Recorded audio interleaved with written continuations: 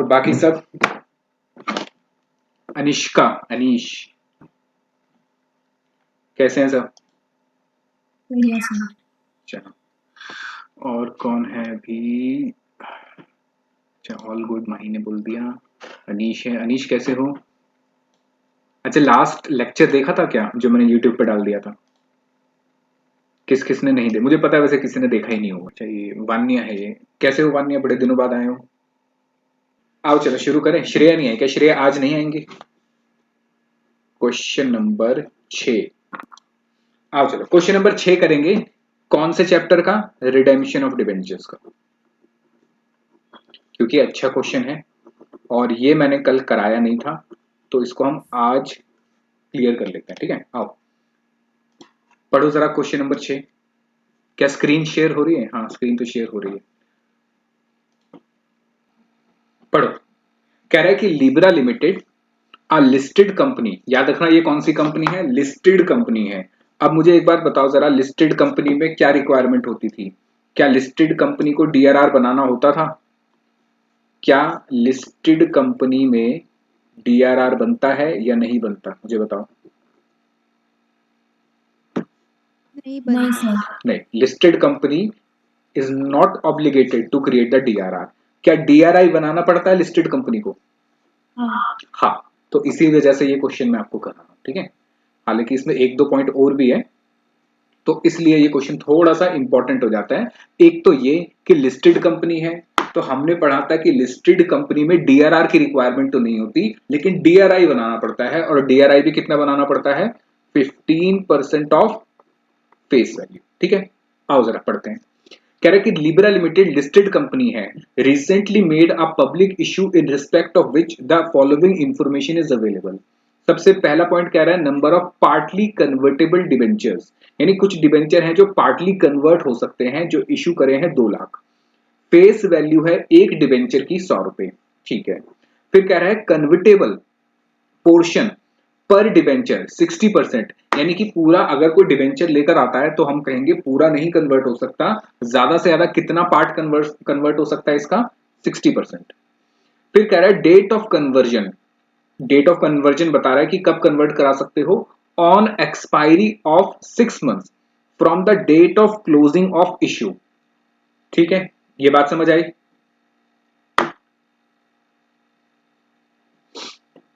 बात समझ आई? हाँ हाँ, कुछ मेरी आवाज आ रही है? कुछ? सर एक बार वापस बता दीजिए। देखो, मैंने वैसे कुछ बताया ही नहीं, मैंने तो खाली पढ़ा है। मैं कह रहा हूं कन्वर्टेबल पोर्शन जो है डिबेंचर का, अगर कोई आके हमें कहता है कि अपने डिबेंचर को कन्वर्ट कराना है, तो हम कहेंगे पूरा कन्वर्ट नहीं हो सकता, सिर्फ 60% कन्वर्ट हो सकता है। और कह रहा है डेट ऑफ कन्वर्जन जो होगी वो होगी 6 महीने बाद। कब से? जो डेट है क्लोजिंग ऑफ इशू की। तो डेट ऑफ क्लोजिंग इशू तो अभी मुझे पता ही नहीं है। आगे बढ़ते हैं। कह रहा है date of closure of subscription, देखो ये बता दिया उसने, डेट ऑफ क्लोजर कब होगी? 1/5/21 को। फिर कह रहा है डेट ऑफ अलॉटमेंट है 1/6/21।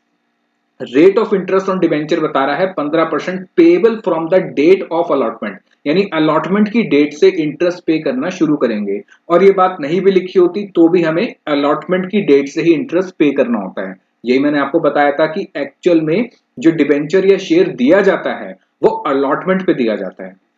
फिर कह रहा है value of equity share for the purpose of conversion. कह रहा है जो इक्विटी शेयर हम देंगे कितने पे देंगे? 60 रुपए पे, जिसकी फेस वैल्यू 50 रुपए है, यानी इसके अंदर सिक्योरिटी प्रीमियम कितना हो गया? 50 रुपए का। फिर कह रहा है number of debenture applied for, यानी कितने लोग आ गए डिबेंचर वाले शेयर्स में कन्वर्ट कराने के लिए। हमने इशू कितने करे थे? 2 लाख, और आ भी कितने गए? पूरे 2 लाख वाले ही आ गए। फिर कह रहा है interest payable on debentures half yearly on 30 September and 31 मार्च। कह रहा है इन इन दिन पे हम ब्याज पे करेंगे डिबेंचर्स पे। Write relevant journal entries for the transaction arising out of the above during the year ended 31 March including cash and bank entries। कह रहे हैं जितनी ट्रांजेक्शन हुई है ना, इन सब के लिए हमें जर्नल एंट्री पास करनी है। मुझे बताओ क्वेश्चन समझ आया या नहीं आया? यस। किसको समझ नहीं आया बताओ? ये एक मैसेज आया है, किसका है ये? अनीश, आ गया सर। माही कह रही है आ गया सर। वैसे मैं आपको बताऊं, आप सब कह रहे हो आ गया, पर किसी को क्वेश्चन समझ आया ही नहीं है। क्वेश्चन अब मैं समझाऊंगा आपको, मैंने अभी सिर्फ क्वेश्चन पढ़ाया है। अब क्वेश्चन को एक बार दोबारा पढ़ो। उसने इशू कब करा है, आओ अब टाइमलाइन के साथ साथ, इशू कब करा है उसने? उसने सर इशू करे हैं, डेट बताओ, डेट है 1/5/21 को, ठीक है, इस दिन उसने इशू करा, ठीक है। और उसके बाद अलॉटमेंट कब कर रहा है वो? अलॉटमेंट की डेट बताओ, अलॉटमेंट की डेट है 1/6/21। अलॉटमेंट की डेट क्यों मैंडेटरी है या क्यों जरूरी है, इंपॉर्टेंट क्यों है? क्योंकि अलॉटमेंट की डेट से ही मुझे इंटरेस्ट पे करना है। अब उसने आगे क्या लिखा था, कन्वर्जन की बात जो लिखी, उसने कहा पहले तो हमने कितने डिबेंचर इशू करे, 2 लाख रुपए, नहीं है नंबर सही, 2 लाख के डिबेंचर इशू करे, ठीक। चलो मुझे बताओ कितने डिबेंचर इशू करे, 2 लाख डिबेंचर इशू करे। और कन्वर्जन कब करा सकते हैं, मुझे बताओ कन्वर्जन के लिए क्या बताया उसने, आओ पढ़ो। कह रहा है कि 60% ही कन्वर्ट होगा, चलो वो तो अलग बात है, पर कन्वर्ट कराएंगे कब? On expiry of 6 month from the date of closing issue, यानी जब हमारा इशू जो है क्लोज हो जाएगा वहां से 6 महीने के बाद, 6 महीने खत्म होने के बाद। और डेट ऑफ क्लोजर क्या बता रखा है उसने, 1/5/21, यानी जिस दिन हमने इश्यू करा उसी दिन हमारा क्लोजर भी हो गया, यानी सेम डे सब्सक्रिप्शन सारी आ गई थी, तो हमने क्लोजर भी मार दिया।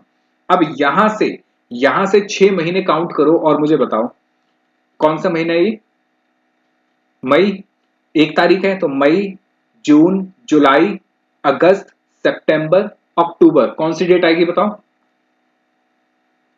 बताओ कौन सी डेट आएगी, 31 अक्टूबर,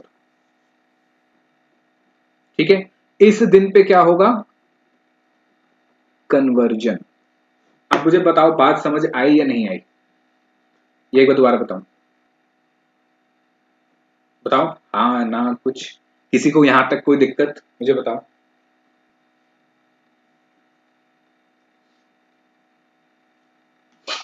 दो मैसेज आए, किस किस के मैसेज आए, एक आया माही का, ओके सर, और श्रेया का आ गया सर, चल अनिष्का ने भी कह दिया आ गया, चलो इतना समझ आया। अब उसके बाद उसने क्या कहा, उसके बाद इसने कहा कि हम इंटरेस्ट पे कर रहे हैं, ठीक है, और इंटरेस्ट की डेट बताओ कौन सी है, एक है सितंबर की और एक है मार्च की। तो सितंबर की डेट यहां पर आएगी, इंटरेस्ट नंबर 1 कौन सी डेट होगी, 30 सितंबर, और उसके बाद 31 मार्च, यहां पे जाएगा मेरा इंटरेस्ट नंबर 2। ये बात बताओ समझ आई या नहीं आई? बस हमारा क्वेश्चन लगभग खत्म हो गया है, अब एंट्रीज करनी है, आओ जरा एंट्रीज पे आ जाते हैं। सबसे पहले फॉर्मेट बना लेते हैं,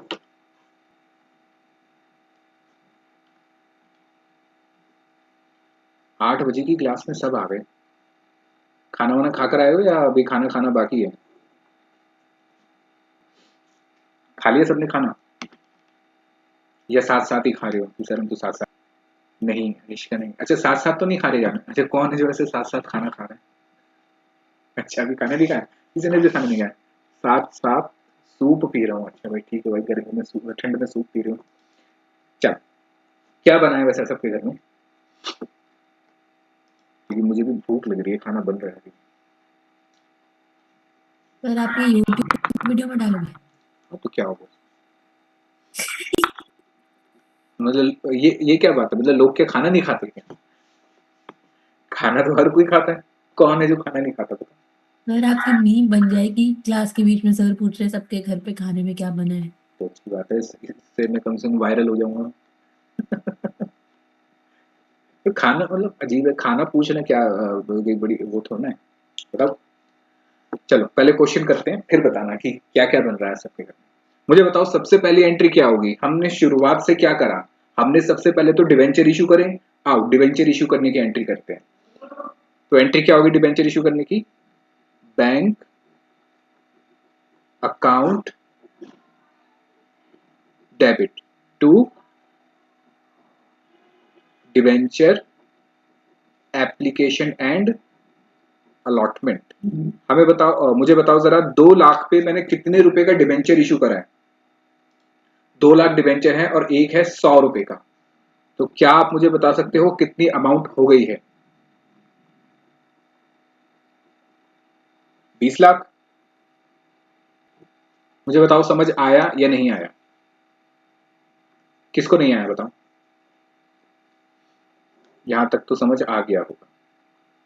चलो नेक्स्ट एंट्री बताओ। 1/5/21 को ये होगी sir debenture application and allotment debit to, कितने परसेंट डिवेंचर था ये? 12% या 10%? कितना परसेंट था?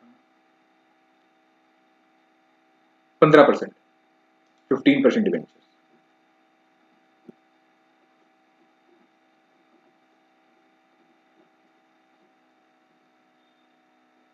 ₹20 लाख। मैंने इसका यहाँ ज्यादा लिख दिया, 20 लाख नहीं 200 लाख, ठीक तो यहाँ गलत लिखा, बता भी नहीं रहे कि सर यहाँ पे 20 लाख की जगह 200 लाख आएगा। 2 लाख मल्टीप्लाई बाय 100 कितने होते हैं? 2 करोड़।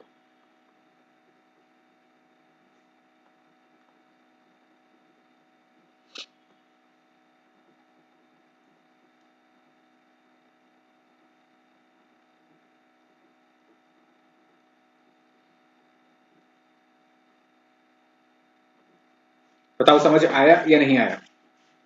चलो आगे।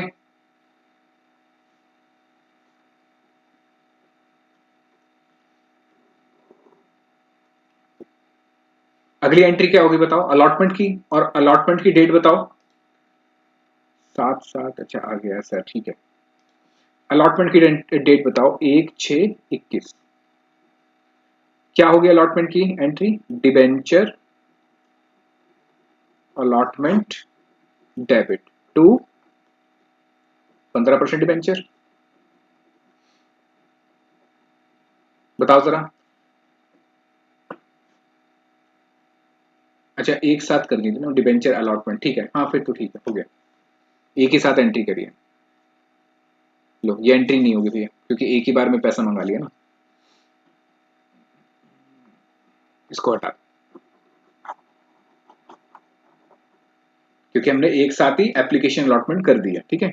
हाँ ये डेट यहाँ पे 1/6 हो जाएगी बस, क्योंकि अलॉटमेंट 1/6 को करिए, तो ये डेट ठीक कर लेना 1/6/21 हो जाएगी। अब मुझे बताओ अगली एंट्री क्या होगी? नेक्स्ट एंट्री, अगली एंट्री क्या होगी? कोई है जो बता सकता है अगली एंट्री? जो मुझे बताएगा नेक्स्ट एंट्री उसको वर्चुअल चॉकलेट मिल जाएगी। बताओ नेक्स्ट एंट्री, या खाना खाने चले गए? कोई बोल ही नहीं रहा। इंटरेस्ट, नेक्स्ट एंट्री होगी इंटरेस्ट की, माही कह रही है। और कोई? श्रेया बताओ आप, अगली एंट्री कौन सी होगी? वैसे भी आईसीआई ने कहा ही है कि जैसे ही आप डिबेंचर इश्यू करोगे वैसे ही आप क्या कर लोगे? इंटरेस्ट की, सॉरी इन्वेस्टमेंट की एंट्री करोगे। अब आगे की कोई डेट गिवन नहीं है, मतलब तो मैं इसी डेट पे कर लेता हूं 1/6/21। क्या एंट्री होगी बताओ? Debenture redemption investment account debit to bank. बताओ कितना अमाउंट, कितनी आएगी यहाँ पे?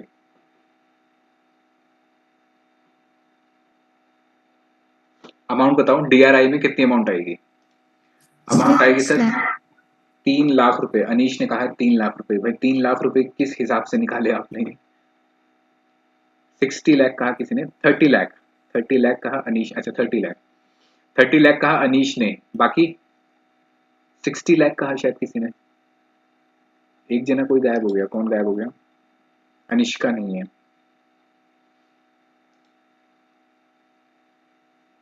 6 लाख कह रही थी सर। 6 लाख, 6 लाख भी नहीं आएगा। चलो मैं बताता हूँ कितना आएगा, इसलिए तो क्वेश्चन मैं कर रहा हूँ। देखो मुझे एक बात बताओ, हमारे नंबर ऑफ डिबेंचर्स जो हमने इश्यू करे हैं कितने हैं? 2 लाख हैं। और अगर मैंने आपको कहा था हम DRI और DRR कितनी वैल्यू पे बनाते हैं, जो मैं कैश पे कर रहा हूं, या फिर ये होता है जो मैं प्रॉफिट में से हिस्सा दे रहा हूं। अगर मैंने इसमें कन्वर्जन करा है, अगर मैंने इसमें कन्वर्जन करा है, तो उसके ऊपर DRR एंड DRI नहीं बनता है। ये मैंने आपको बताया था। अगर मैं रिडेम्पशन कर रहा हूं कन्वर्जन से, तो उस पे ना तो DRR बनेगा ना ही DRI बनेगा। बताओ समझ आया या नहीं आया? तो बाकियों को जो मैं कैश में पे करता हूं ना, एक्चुअली कैश नहीं, कैश तो है, ये होता है out of profit, out of free reserve. ठीक है, तो इनके लिए बनेगा क्या, DRR बनेगा और DRI। हालांकि इस केस में तो DRR बनेगा नहीं क्योंकि ये लिस्टेड कंपनी है। तो मुझे बताओ जरा, मुझे क्या बनाना है यहाँ पे, DRI। अब जरा देखो, 2 लाख में से कन्वर्जन का राइट या कन्वर्जन का ऑप्शन कितना है, 60% ऑफ 2 लाख। बताओ कितना हो जाएगा, 1,20,000। यानी कि 1,20,000 डिबेंचर्स यहाँ पे, उसमें बात नहीं चल रही है रुपीज में, यहाँ पे नंबर्स में चल रही है कि 2 लाख डिबेंचर वालों को मैं 1,20,000 डिबेंचर में, मतलब 1,20,000 के अंदर कन्वर्ट कर दूंगा किसमें, इक्विटी शेयर्स में। ये बताओ समझ आया या नहीं आया? तो बाकी बैलेंस कितने बचे, उन बैलेंस वालों को तो मुझे क्या देना पड़ेगा, कैश देना पड़ेगा। और कैश कहां से दूंगा, फ्री रिजर्व में से। यानी कि 2 लाख का कितना परसेंट, 40%। तो कितना हो गया ये, 80,000 डिबेंचर्स। मुझे बताओ यहां पे किसी को कोई दिक्कत, कोई परेशानी, किसी को भी कोई इश्यू है तो पूछो मेरे से। अनीश का आया है अंडरस्टूड सर। और बताओ बाकी क्या, बाकी समझ आया सबको? माही का मैसेज आया, गॉट इट सर। श्रेया का मैसेज आया, यस सर, आ गया। यानी कि सिंपल याद रखना, अगर कन्वर्जन हो रहा है तो जितने पार्ट पे कन्वर्जन हो रहा है ना, उसके लिए ना तो DRR बनेगा ना ही DRI बनेगा। ये मैंने बताया था और मैंने लिखा हुआ भी है। ठीक है, तो जो मैं कैश पे कर रहा हूँ या फ्री रिजर्व्स में से दे रहा हूँ, उसी के ऊपर DRI या DRR बनेगा। क्योंकि ऑब्वियस रिक्वायरमेंट, ऑब्वियस बात है कि मुझे इनके लिए तो पैसा देना है, इनको तो पैसा देना ही नहीं है। जो मेरे 1,20,000 वाले हैं उनको पैसा नहीं देना, उनको तो मैं क्या उठा के दे दूंगा, शेयर्स दे दूंगा। बाकियों वाले को मुझे क्या देना है, पैसा देना है, इसलिए यहाँ पे DRI बनेगा। और DRR इसलिए नहीं बन रहा because company is a listed company. तो अमाउंट ऑफ DRI कितना हो जाएगा, ये हो जाएगा सर, अगर 80,000 डिबेंचर हैं, एक डिबेंचर है सर 100 रुपए का, मल्टीप्लाई कितना परसेंट लेना है हमें, 15%। तो ये हो जाएगा सर 80,000, और ये 80 लाख इंटू 15% हो जाता है सर, सिंपल ₹12,00,000। ये बनेगा मेरा DRI। क्या ये लिख लिया आपने मेरे साथ साथ? तो मैं आगे चलूं।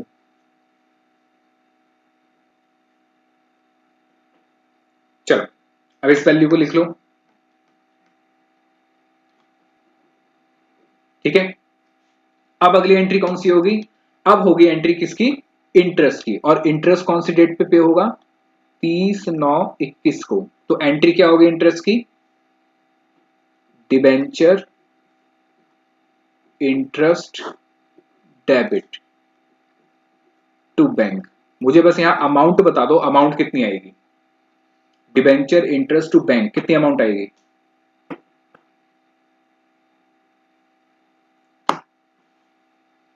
डिबेंचर इंटरेस्ट जो हम पे करेंगे वहां पे कितनी अमाउंट आएगी,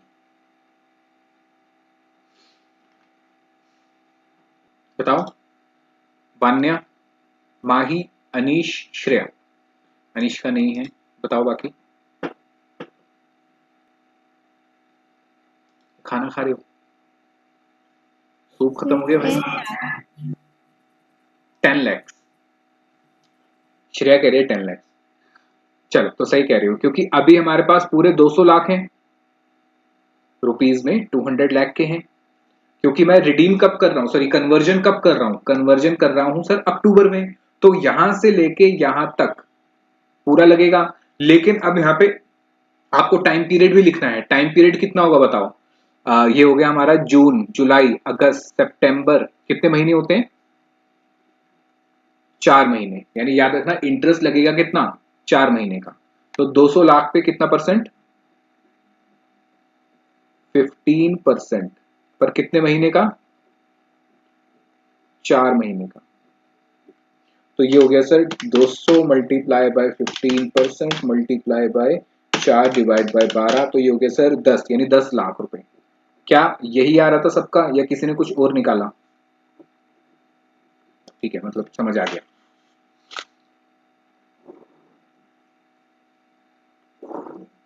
अगली एंट्री बताओ जरा, नेक्स्ट क्या होगा? नेक्स्ट एंट्री किसकी आएगी अब? कन्वर्जन की।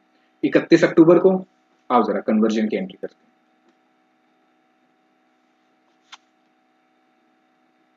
मुझे बताओ क्या एंट्री होगी कन्वर्जन की? कन्वर्जन की क्या एंट्री होती है? सर जैसे हम डिवेंचर होल्डर्स को देते हैं पैसे, वैसे ही देंगे, और क्या है। लेकिन वहां पे हम उसको पैसे ना देके उसके बदले क्या दे देते हैं? शेयर्स दे देते हैं। तो पहले मैं अपनी लायबिलिटी खत्म करूंगा जिसका नाम है 15% debentures debit to debenture holders. क्या इनको प्रीमियम पे हो रहा है? नहीं, पूरे क्वेश्चन में कहीं लिखा नहीं था कि प्रीमियम पे हो रहा है। तो मुझे कितना कन्वर्जन करना है सर? 1,20,000 डिवेंचर्स को कन्वर्ट करना है, और एक डिवेंचर है 100 रुपए का। ठीक है, मैं सिंपल ये भी कर सकता था कि 200 लाख मल्टीप्लाई बाय 60%, तो वो कितना आ जाता? 120 लाख या 1 करोड़ 20 लाख, एक ही बात है। बताओ समझ आई अमाउंट या नहीं आई है? किसको नहीं आई?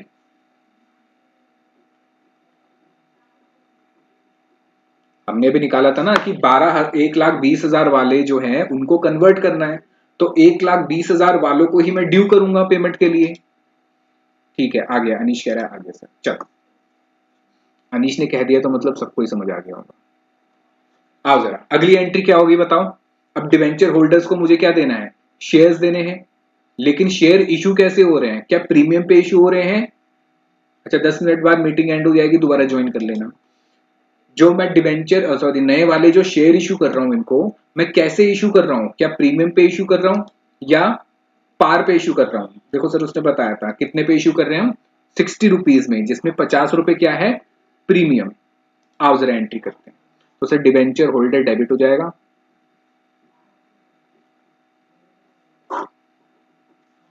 टू इक्विटी शेयर कैपिटल और टू सिक्योरिटी प्रीमियम। चलो, तो पैसे तो देने हैं 12 लाख, सॉरी 120 लाख। लेकिन अब ये बताओ कि इक्विटी शेयर में कितना आएगा और सिक्योरिटी प्रीमियम में कितना आएगा? ये मुझे अमाउंट बता दो। जो पहले आंसर देगा और सही आंसर देगा उसको मेरी तरफ से एक वर्चुअल चॉकलेट, जो आप वर्चुअली खा भी सकते हैं। एक आंसर आया है किसका?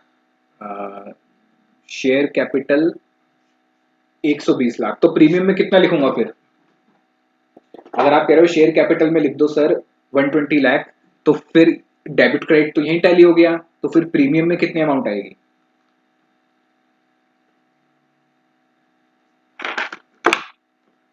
बताओ माही। अगर आपने लिखा कि सर 120 लाख कर दो, तो प्रीमियम में क्या लिखूं फिर? क्योंकि मेरा डेबिट क्रेडिट तो टैली नहीं होगा।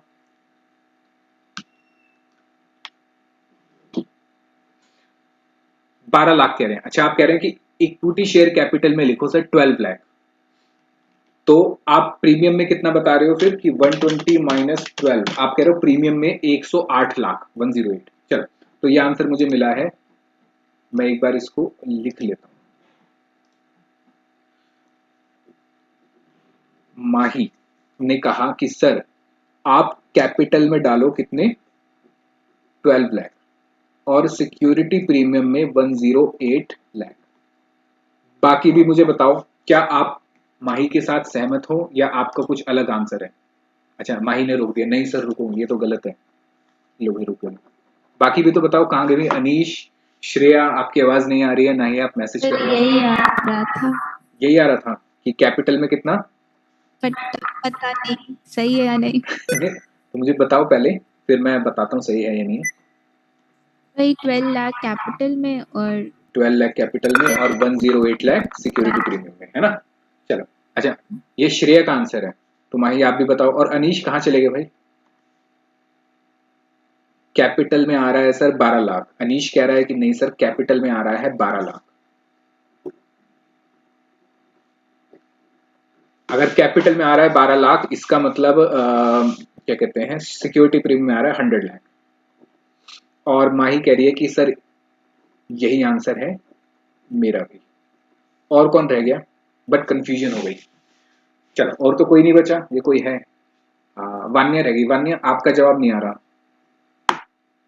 या आप क्लास लगा के खाना खाने चले गए? बट अब कंफ्यूजन हो गई। अच्छा, प्रीमियम 60 लाख आ रहा है मेरा। चलो अब मैं क्लियर कर देता हूँ। आओ जरा मैं क्लियर कर देता हूँ, बड़ा सिंपल है। मैंने आपको पिछली क्लास में भी कराया था, मैंने आपको लास्ट क्लास में भी ये कराया था। देखो ना, एक बात बताओ, बड़ी सिंपल है। एक बात बताओ, हमें इसको पैसे देने हैं, ठीक है, सिंपल समझो, हमें इसको पैसे देने हैं। कुल मिला के कितने पैसे देने हैं? 120 लाख रुपए देने हैं। लेकिन हम इसको पैसे नहीं दे पा रहे, या फिर समझो हम इसको पैसे तो दे रहे हैं, लेकिन हम पैसे जो दे रहे हैं वो कितने डिनोमिनेशन में दे रहे हैं। मतलब एक शेयर कितने रुपए का है बताओ? एक शेयर कितने रुपए का दे रहा हूं मैं इसको? 60 का। अगर मुझे 60 के शेयर्स में देने हैं इंक्लूडिंग प्रीमियम, क्योंकि इश्यू प्राइस मेरा 60 है, अगर 60 के मुझे शेयर्स इसको देने हैं और पूरे 12 लाख करने हैं, पूरे 12 लाख करने हैं, तो मैं कितने कितने शेयर्स दूंगा? क्वेश्चन सिंपल है मेरा कि 120 लाख रुपए देने हैं, 120 लाख रुपए देने हैं, और 60 के एक एक शेयर 60 का है, तो कितने नंबर ऑफ शेयर्स दूंगा कि टोटल 12 लाख 120 लाख रुपए हो जाए? बताओ बताओ।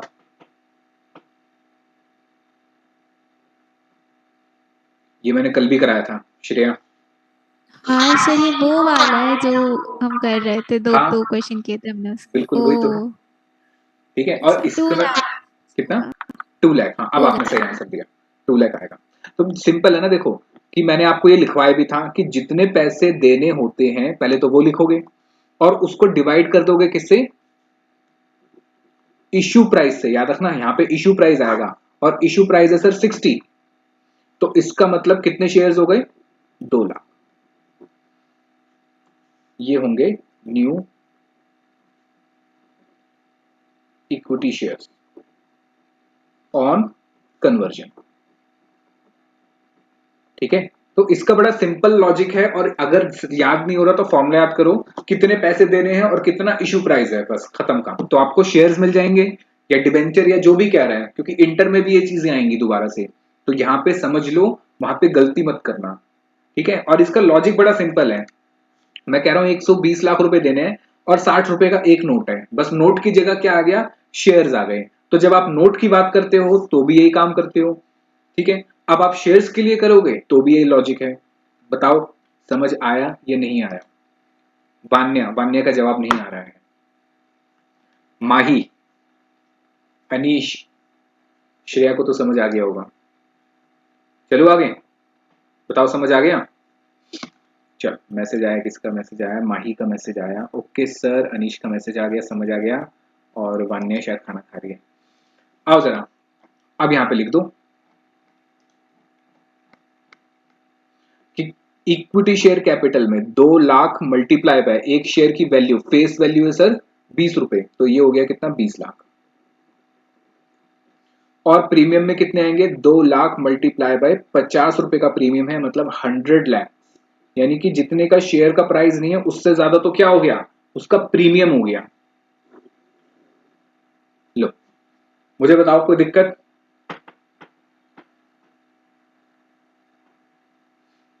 चलो अगली एंट्री क्या आएगी बताओ अब जरा, नेक्स्ट एंट्री। अगली एंट्री आएगी सर 31 मार्च की, और वो आएगी डिवेंचर इंटरेस्ट की। बस क्वेश्चन खत्म, और तो कुछ रहा ही नहीं क्वेश्चन में।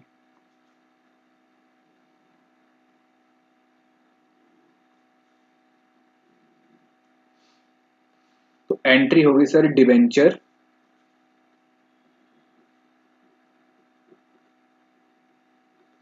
इंटरेस्ट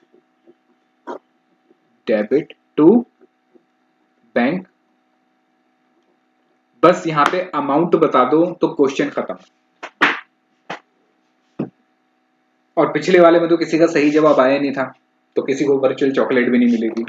अब बताओ मुझे सही जवाब दो, कितना आएगा? ये आपने न्यू मीटिंग स्टार्ट करी है? ये आपका गायब होगा बीच में। एग्जैक्ट टाइम पे एंटर कर दिया मैंने, वाओ। चले कहाँ गए थे बीच में? पापा का फोन आया था। सब ठीक है?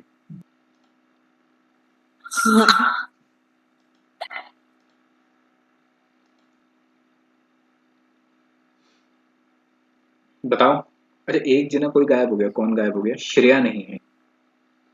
फिर आ तो गई। अच्छा आ गई, तो कौन चला गया? वान्या नहीं है, वान्या नहीं सर 8,50,000 आ रहा है। है। 8,50,000, 8,50,000। हाँ। अच्छा तो श्रेया का आ गया 8,50,000। बाकी बताओ भाई अनीश, कितना आ रहा है? ये क्वेश्चन कराया इसलिए मैंने।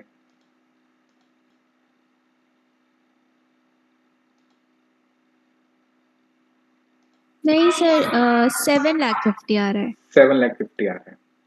हाँ। अनीश कह रहा है 10 लाख आ रहा है। अनीश का नया जवाब आया है। अनीश कह रहा है 10 लाख। श्रेया का आंसर चेंज हो गया है, श्रेया ने कहा 7,50,000 आ रहा है। चलो मैं बता देता हूँ इसमें सही आंसर क्या है। इसमें श्रेया ने बिल्कुल सही आंसर दिया, 750 आएगा। बताओ श्रेया कैसे हुआ ये? सर 30 सितंबर से 31 अक्टूबर तक 2 लाख शेयर थे। बिल्कुल बिल्कुल। तो उसका 15% इंटू 1/12 किया। 2.5 लाख रुपए हो और जाएगा। हाँ, और फिर उसके बाद हमने कन्वर्ट कर दी तो 80,000 शेयर्स बचे। हम्म, तो उसका 15% इंटू 5/12, पहले 6/12 कर रही थी इसलिए गलत हो गया था। अब सही बताया आपने। बताओ हाँ बाकियों को समझ तो आया या नहीं आया? बताओ कन्वर्जन कब हो रहा है? कन्वर्जन हो रहा है 31 अक्टूबर को। तो यानी यहां से लेके यहां तक का जो एक महीने का इंटरेस्ट है वो तो मैं सभी डिवेंचर होल्डर को दूंगा। कितने डिवेंचर होल्डर है रुपीज में अगर बात करें तो? सर 200 लाख के हैं पूरे। तो इन 200 लाख पे 15% एक महीने का, ये कितना हो जाएगा? 2,50,000। क्या ये सबको जाएगा? नहीं जाएगा, क्योंकि जब आप कन्वर्ट कर दोगे उसके बाद ही तो डिबेंचर होल्डर आपके नहीं रहेंगे, और उसके बाद ही तो आप उनको इंटरेस्ट पे नहीं करोगे। फिर यहां से लेके यहां तक ये बताओ कितने महीने होते हैं? अक्टूबर खत्म हो गया, यानी कि नवंबर दिसंबर जनवरी फरवरी मार्च, कितने महीने होते हैं? 5 महीने। इन 5 महीने में सिर्फ आपके कितने डिवेंचर रहे? सर अगर यहां मैंने कन्वर्जन कर दिया था और 1,20,000 डिवेंचर को कन्वर्ट कर दिया था तो यहां सिर्फ 80,000 डिवेंचर रहे, और उन 80,000 डिवेंचर की वैल्यू 100 रुपए है। उस पे 15% और उस पे 5 महीने के लिए ये आ जाएगा मेरा 5 लाख। तो कुल मिला के मेरा इंटरेस्ट कितना हुआ? एक तो ये 5 लाख प्लस ये 2.5 लाख, टोटल इंटरेस्ट कितना हुआ मेरा? 7,50,000। ये लिख लो यहाँ पे टाइमलाइन पे, ठीक है? जैसे मैंने ऐसे बनाया ना ऐसे लिख लो, बाद में इसको वर्किंग नोट में ढंग से भी लिखेंगे। अब फिर मुझे बताओ क्या क्या बनाए सबके घर पे? 1, 10, 21 से लेके 31, 10, 21 पे यहाँ पे पूरे कितने लगेंगे? सर यहाँ पे पूरे मेरे जो 200 लैक्स के डिवेंचर्स हैं उस पे पूरा 15%, लेकिन कितने महीने के लिए? एक महीने के लिए। तो ये हो जाएगा मेरा 2.5 लाख, 2,50,000। और फिर 1, 11, 21 से लेके 31, 3, 22 तक, ये कितना हो जाएगा? सर यहाँ पे अगर मैंने 1,20,000 तो ये 80,000 बचे थे डिवेंचर। 80,000 डिवेंचर इंटू ₹100 यानी कितने हो गए? 80 लैक्स, मल्टीप्लाई बाय कितना परसेंट है? 15%, और कितने महीने के लिए? 5 महीने के लिए, तो ये हो गया था मेरा 5 लाख। तो मेरा टोटल इंटरेस्ट हो गया 7,50,000 डिवेंचर इंटरेस्ट। लो, इसकी वैल्यू पुट कर दो और क्वेश्चन खत्म। और मुझे बताओ, किसी को कोई दिक्कत, कोई परेशानी कहीं पे?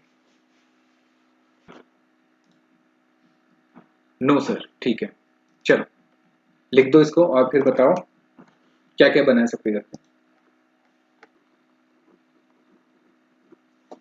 ठीक है, मैसेज करके ही बताना, नहीं तो आपके पेरेंट्स बोलेंगे ये कैसी पढ़ाई चल रही है, वो तो खाने के बारे में बता रहे हैं।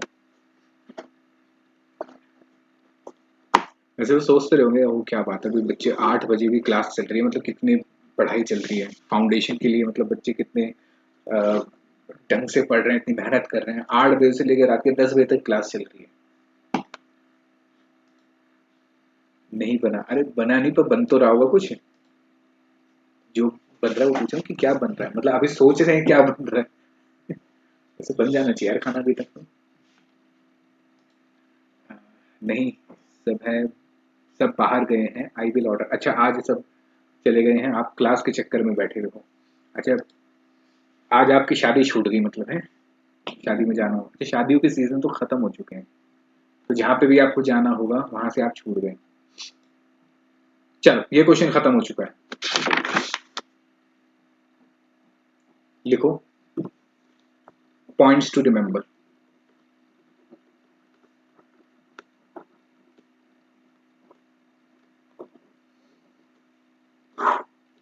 Point number 1, there will be no requirement, there will be no requirement of DRR for listed company। यानी अगर लिस्टेड कंपनी है तो DRR बनाने की जरूरत नहीं होती, but we need to create DRI at the rate 15% of face value of debentures paid in cash। Paid in cash का मतलब out of free reserves, out of free reserves. ठीक है, there will be no requirement of DRR for listed company, but we need to create DRI at 15% of face value of debentures paid in cash out of free reserves। ये बताओ समझ आया या नहीं आया? लिखो पॉइंट नंबर 2। मेरी writing समझ आ रही है? लिखो, in this question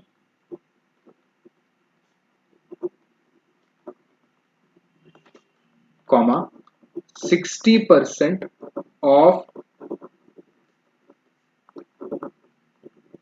debentures, that is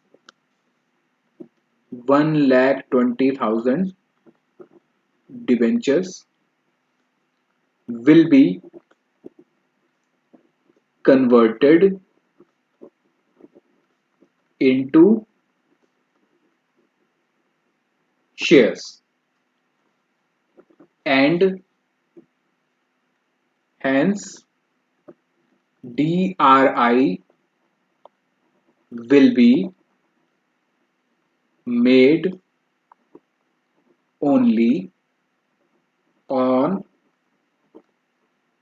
balance 80,000 debentures। ये लिख लिया? लिख लिया तो मुझे बताओ, फिर हम आगे चलें।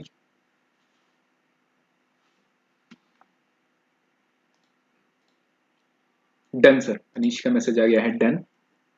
चलो, तो मतलब बाकी सबने भी लिख लिया होगा। अब आगे चलते हैं अगले चैप्टर पे, जिसका नाम है रिडेम्पशन ऑफ प्रेफरेंस शेयर्स। और बहुत ही इजी चैप्टर कर रखा है इंस्टीट्यूट ने, बहुत ही आसान कर रखा है चैप्टर को। लिखो रिडेम्पशन ऑफ प्रेफरेंस शेयर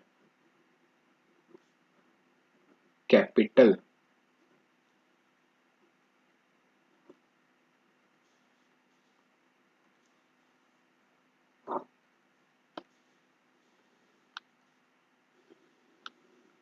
ठीक है, चल सबसे पहले इस पे आ जाओ और यहां से समझो। देखो, जब हम रिडेम्पशन करते हैं प्रेफरेंस शेयर्स कैपिटल की, तो एक चीज याद रखना कि हमारे पास यानी इंडिया में जो प्रेफरेंस शेयर कैपिटल है, अगर हम वैसे नॉर्मल देखें तो सर एक हो सकते हैं रिडीमेबल, यानी जिनका पैसा हमें वापस करना पड़ता है, और दूसरे होते हैं इररिडीमेबल। तो दो टाइप के प्रेफरेंस शेयर इश्यू हो सकते हैं, एक रिडीमेबल और एक इररिडीमेबल। अब मैं आपको बताऊं, इररिडीमेबल डिवेंचर्स हम इंडिया में इश्यू नहीं कर सकते। We can not issue any irredeemable debentures in India. और जो रिडीमेबल डिवेंचर्स हैं वो भी ज्यादा से ज्यादा 20 साल तक के लिए इश्यू करे जा सकते हैं। यानी कोई भी रिडीमेबल डिवेंचर है वो ज्यादा से ज्यादा 20 साल तक आप पैसा रख सकते हो, उसके बाद आपको पैसा उसमें वापस करना पड़ता है। चल, तो यानी कि रिडीमेबल डिवेंचर होते हैं। रिडीमेबल का मतलब अब डिवेंचर नहीं, सॉरी, प्रेफरेंस शेयर्स। अब प्रेफरेंस शेयर्स का पैसा वापस हो जाएगा। अब प्रेफरेंस शेयर्स का पैसा कहां से वापस हो सकता है? एक तो वापस हो सकता है फ्रेश इशू से। फ्रेश इशू का मतलब है 100% फ्रॉम फ्री रिजर्व्स, यानी जो हमारे पास फ्री रिजर्व्स पड़े हुए हैं हम वहां से पैसा वापस करें। ठीक है, और जब भी मैं फ्री रिजर्व्स में से पैसा वापस करता हूं, याद रखना, जब भी मैं फ्री रिजर्व्स में से पैसा वापस करता हूं तो मुझे बनाना पड़ता है CRR, कैपिटल रिडेम्पशन रिजर्व। ठीक है, हमें क्या बनाना पड़ता है? Capital redemption reserve. अब ये क्यों बनाना पड़ता है ये मैं आगे बताऊंगा। चल, उसके बाद कह रहा है कैपिटलाइजेशन ऑफ अनडिस्ट्रीब्यूटेड। एक मिनट, मैंने उल्टा लिख दिया, मैंने उल्टा लिख दिया, यहां से प्रॉफिट में से तो यहां पर है ना, ये जब आप फ्री रिजर्व्स में से बनाओगे तो बनेगा CRR। और अगर आप फ्रेश इशू करके कर रहे हो, यानी कि प्रेफरेंस शेयर होल्डर वालों को पैसा देने के लिए आप इक्विटी शेयर इशू कर रहे हो, तो उस केस में CRR नहीं बनेगा। ठीक है, और अगर आप पार्ट जो है, यानी कि टोटल जो आपके शेयर्स हैं प्रेफरेंस शेयर जिनको आप रिडीम कर रहे हो, कुछ पार्ट तो आप दे रहे हो फ्री रिजर्व्स में से और कुछ पार्ट दे रहे हो आप नए शेयर इशू करके। तो जितना आप फ्री रिजर्व से निकाल रहे हो ना, उतना ही आपको CRR बनाना पड़ेगा। अभी जब हम क्वेश्चन करेंगे तो इसको और ज्यादा डिटेल में समझेंगे। ठीक है, चल, उसके बाद सेक्शन 52 मैंने आपसे पूछा था, तो सेक्शन 52 में मेनली बहुत सारी बातें लिखी हैं कि बोनस शेयर इश्यू कर सकते हो, प्रीलिमिनरी एक्सपेंसेस दे सकते हो, जो भी कमीशन है, डिस्काउंट अलाउड है, इनको आप राइट ऑफ कर सकते हो डिवेंचर्स पे, सिक्योरिटीज पे। फिर प्रीमियम ऑन रिडेम्पशन जो होता है, यानी अगर मुझे प्रेफरेंस शेयर होल्डर्स को, प्रेफरेंस शेयर होल्डर को 100 रुपए देने हैं कैपिटल के, प्लस मैं कह रहा हूं आपको 10 रुपए एक्स्ट्रा दूंगा, यानी 110 रुपए दूंगा। ऐसे ही हम डिवेंचर्स वालों को भी देते थे। तो ये जो 10 रुपए होते थे इसको हम कहते थे प्रीमियम ऑन रिडेम्पशन। ये premium on redemption right of हो सकता है, कहां से हो सकता है सर? ये राइट ऑफ हो सकता है सिक्योरिटी प्रीमियम से। Premium on redemption of redeemable preference shares और debentures can be write off from the security premium. ये बात समझ आई या नहीं आई? यानी कि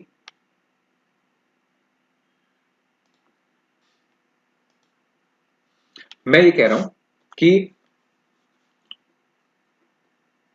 हमारे पास let suppose preference share capital है ₹10 लाख की, और एक जो हमारे पास प्रेफरेंस शेयर है वो 100 रुपए का है, तो 10 लाख डिवाइड बाय 100 कितने होते हैं? 10,000 शेयर्स।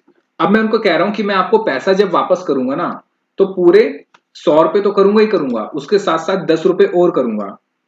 आपने सबने डिनर नहीं पूछा, आपने सबसे डिनर नहीं पूछा। हाँ मैंने पूछा भाई सबसे डिनर, कोई बता नहीं रहा, कोई नहीं, इसके बाद बताना। तो 1000 शेयर्स हो गए।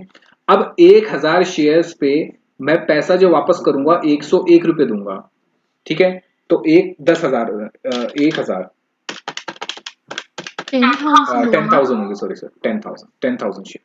तो 10,000 शेयर्स पे 101 रुपए कितने हो गए सर? ये हो गए 10,10,000। तो जो 10,000 में एक्स्ट्रा पे कर रहा हूं वो होता है मेरा प्रीमियम ऑन रिडेम्पशन, ठीक है। और प्रीमियम ऑन रिडेम्पशन को हम राइट ऑफ कर सकते हैं। क्या कर सकते हैं? राइट ऑफ कर सकते हैं किससे? सिक्योरिटी प्रीमियम से।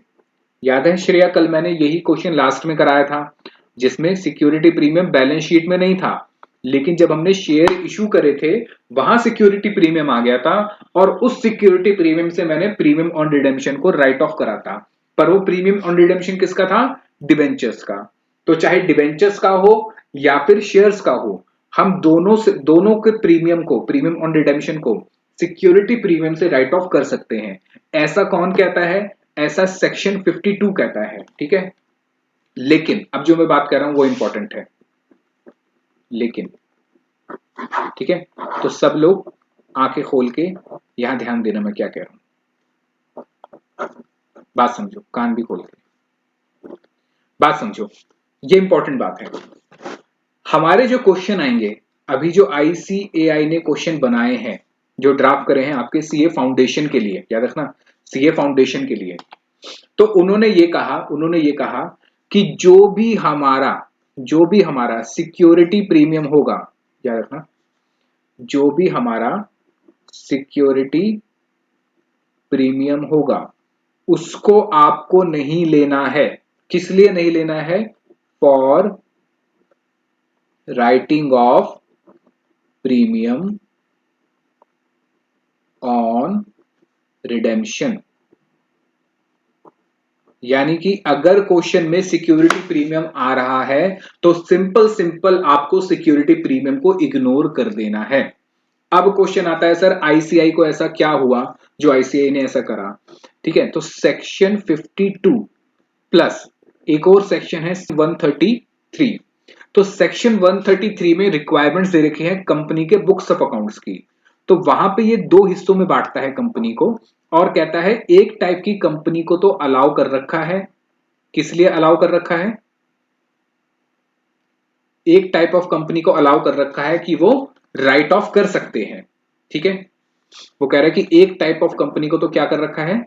अलाउ कर रखा है। और जो सेकंड टाइप ऑफ कंपनी है उनको डिस अलाउड कर रखा है। अब ये कौन सी होती है ये हमें नहीं पढ़ना है, नहीं आएगा, इंटर में पढ़ोगे जाके, ठीक है। लेकिन हमें बस ये पता होना चाहिए कि आईसीआई ने सीए फाउंडेशन में इन कंपनीज की बात करी है जहां पे सिक्योरिटी प्रीमियम को प्रीमियम ऑन रिडेम्पशन से राइट ऑफ नहीं कर सकते। और याद रखना ये सिर्फ और सिर्फ मैं प्रेफरेंस शेयर की बात कर रहा हूं। अगर डिवेंचर आ जाता है अलग से क्वेश्चन, तो डिवेंचर में तो जैसे हम करते हैं राइट ऑफ वैसे करेंगे ही। मुझे बताओ ये बात समझ आई या नहीं आई? किसको समझ नहीं आई मुझे बताओ। और डिनर भी नहीं बताया किसी ने, किसने क्या बनाया। तो सर हम इसे पीएनएल से राइट ऑफ करेंगे या हाँ फिर? बिल्कुल बिल्कुल सही कह रहे हो, पीएनएल से ही राइट ऑफ करेंगे। किसकी आवाज थी वैसे ही?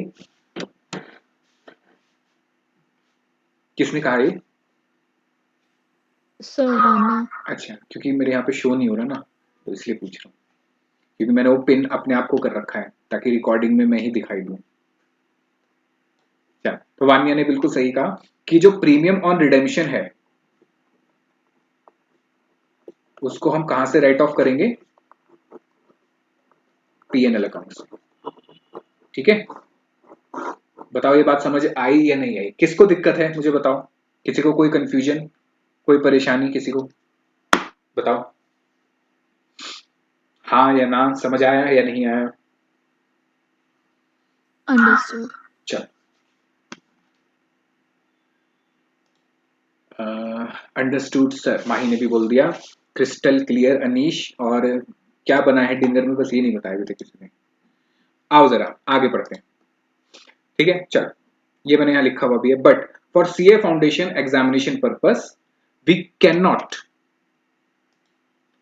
Not use security premium to write off premium on redemption on preference shares. ठीक है, ऐसा क्यों है? क्योंकि सेक्शन 133 कहता है कि कुछ कंपनी कर सकती है, कुछ कंपनी राइट ऑफ नहीं कर सकती। लेकिन आईसीआई ने कहा हम मान के चलेंगे कि कोई भी कंपनी सिक्योरिटी प्रीमियम से राइट ऑफ नहीं कर सकती, क्योंकि अगर ऐसा क्वेश्चन आ गया तो वहां पे इक्वेशन बनानी पड़ेगी एक्स की, जो कि अभी इजी करके उन्होंने दे दिया। तो एक्स की इक्वेशन बनती है, फिर नंबर ऑफ शेयर्स निकलते हैं, कितने इशू करने हैं, कितने राइट ऑफ करने हैं, वो इंटर में पढ़ोगे जाके। ठीक है, तो मैं आपको डरा नहीं रहा, मैं खाली बता रहा हूं। बताओ समझ आया या नहीं आया? Yes sir. ठीक है, चल तो ये मैं आपको बता चुका हूं कि 20 साल तक इशू हो सकते हैं, सिर्फ रिडीमेबल डिबेंचर ही इशू हो सकते हैं। वो हम कहां से रिडीम कर सकते हैं? प्रॉफिट में से पैसा निकाल सकते हैं। प्रॉफिट कौन सा होना चाहिए? प्रॉफिट होना चाहिए फ्री रिजर्व्स, याद रखना कौन सा होना चाहिए हमेशा? Free reserves. और फ्री रिजर्व्स में जनरली हमारे दो ही रिजर्व आते हैं, एक तो जनरल रिजर्व और पीएनएल। यानी इसके अलावा कोई रिजर्व है? वैसे एक क्वेश्चन में एक और भी रिजर्व आ रहा है, investment allowance reserve, investment allowance reserve. वैसे ये मुझे समझ नहीं आ रहा है आईसीआई ने क्यों क्वेश्चन दे रखा है ये इन्वेस्टमेंट अलाउंस रिजर्व का, क्योंकि इन्वेस्टमेंट अलाउंस रिजर्व आज के टाइम पे नहीं होते, क्योंकि 12 में कुछ होते थे, 2012 में, फिर धीरे धीरे इसको खत्म कर दिया गया है। फिर भी एक क्वेश्चन दिया हुआ है तो उसको भी फ्री रिजर्व में डाला हुआ है। तो जनरली फ्री रिजर्व कौन से हमारे पास? एक तो जनरल रिजर्व है और दूसरा पीएनएल है। तो वो कह रहा है कि फ्री रिजर्व में दे सकते हैं। फ्री रिजर्व की डेफिनेशन ये है कि उन प्रॉफिट्स में से आप डिविडेंड बांट सको, जिन प्रॉफिट्स में से डिविडेंड बांट सको वो फ्री रिजर्व है। फिर कह रहा है कि no such share can be redeem unless they are fully paid. हाँ, ये लाइन भी इंपॉर्टेंट है कि आप रिडीम कैसे करोगे? जब तक वो फुल्ली पेड अप नहीं होंगे तब तक आप उसको रिडीम नहीं कर सकते। ठीक है, सेम कंडीशन बोनस में इशू में भी थी कि बोनस इशू तब तक नहीं दे सकते जब तक फुल्ली पेड अप ना हो जाए। यानी अगर क्वेश्चन में लिखा हुआ है लेट सपोज कि 5000 शेयर्स है और 10 रुपए का एक है, लेकिन हमने कॉल करे हैं अभी खाली 9 रुपए, तो क्या इनको मैं रिडीम कर सकता हूं? इनको मैं रिडीम नहीं कर सकता। मुझे क्या करना पड़ेगा? मुझे सबसे पहले कॉल मंगानी पड़ेगी, कितने रुपए की? जो 1 रुपए बचे हैं उसकी कॉल मंगानी पड़ेगी, उसके बाद उनको मुझे सारा पैसा वापस करना पड़ेगा। ये बताओ समझ आया या नहीं आया?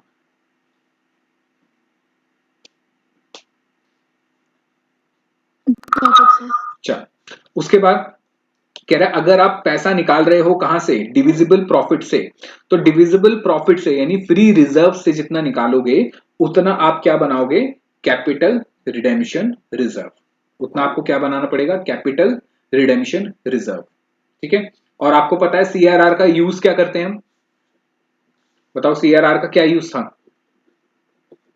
बताओ श्रेया, हम सीआरआर को कहां यूज करते हैं? बताओ, सीआरआर का क्या यूज था? वो तो बोनस के टाइम बोनस शेयर इशू करने के लिए। हाँ, बोनस शेयर इशू करने के लिए। ठीक है, चल तो ये लिखा हुआ भी है मैंने यहाँ पे, fully paid up bonus shares. ठीक है, तो जो इंपॉर्टेंट बातें थी वो मैंने सारी इसमें लिखी हुई हैं। ठीक है, आप अपने रजिस्टर पे लिखना चाहो तो इन बातों को लिख लेना बाद में आराम से। ये बताओ समझ आया या नहीं आया? आगे चलते हैं, क्रिएशन ऑफ सीआरआर।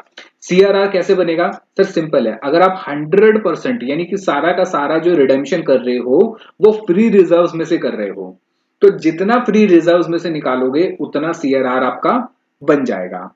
लेकिन अगर आप सारा का सारा पैसा जो है वो नए इक्विटी शेयर इशू करके कर रहे हो, यानी कि प्रेफरेंस शेयर्स के बदले इक्विटी शेयर्स इशू कर रहे हो और वो पैसे से उनको पैसा पे कर रहे हो, तो उस केस में कोई भी सीआरआर नहीं बनेगा। उस केस में सीआरआर नहीं बनेगा। लेकिन रिक्वायरमेंट क्या है? रिक्वायरमेंट ये है कि face value of redeemable preference share should be equal to the face value of new issue. ठीक है, face value of redeemable preference share should be equal to face value of new issue. इसका क्या मतलब है मैं समझा देता हूं, देखो समझो। लेट सपोज एक कैपिटल है एक कंपनी है XYZ लिमिटेड, उसकी बैलेंस शीट गिवन है, हालांकि ऐसी बैलेंस शीट बनती नहीं है कंपनी की, फिर भी मान लेते हैं। कैपिटल में दे रखे हैं इक्विटी शेयर कैपिटल 1 लाख और 10 रुपए का एक है, तो कितने हो गए? 10 लाख। प्रेफरेंस शेयर कैपिटल है 2 लाख और 100 रुपए की एक है, तो कितने हो गए 200 लाख। फिर यहाँ पे हमारे पास बैंक बैलेंस पड़ा हुआ है, मान लेते हैं 400 लाख का, ठीक है। और हमारे पास जो एसेट्स पड़े हुए हैं वो पड़े हैं लेट सपोज 100 लाख के, और बाकी यहाँ पे मेरी अदर लायबिलिटीज दे रखी, ठीक है, जिसमें डिवेंचर सब लगा लो, वो सब दिए गए। तो कितना हो गया, ये हो गया सर 500 माइनस 200 माइनस 10, सर ये हो गया 290।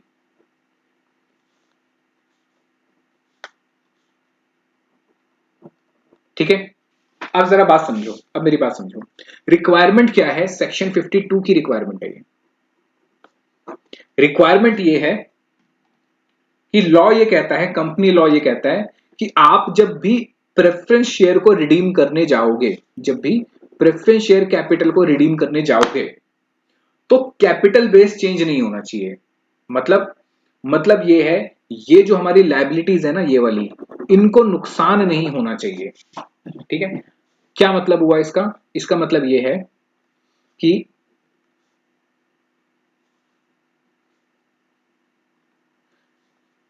अगर आप इशू कर रहे हो, मतलब आप रिडीम कैसे कर रहे हो सर, रिडीम करने का दो ही तरीका है, या तो प्रॉफिट से निकालो या नए शेयर इशू करो।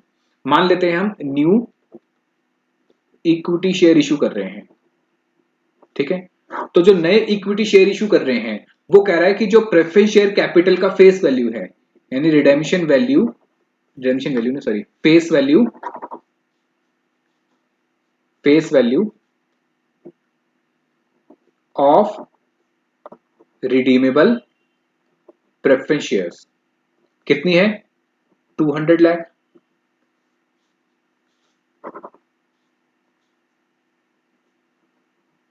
ये आपका इक्वल होना चाहिए। अगर आप किस में से कर रहे हो, शेयर्स में से कर रहे हो, तो ये इक्वल होना चाहिए आपका, कहां कितना, इक्विटी शेयर की फेस वैल्यू से, इक्विटी शेयर के फेस वैल्यू से। अब जरा बात समझो, अगर आप टोटल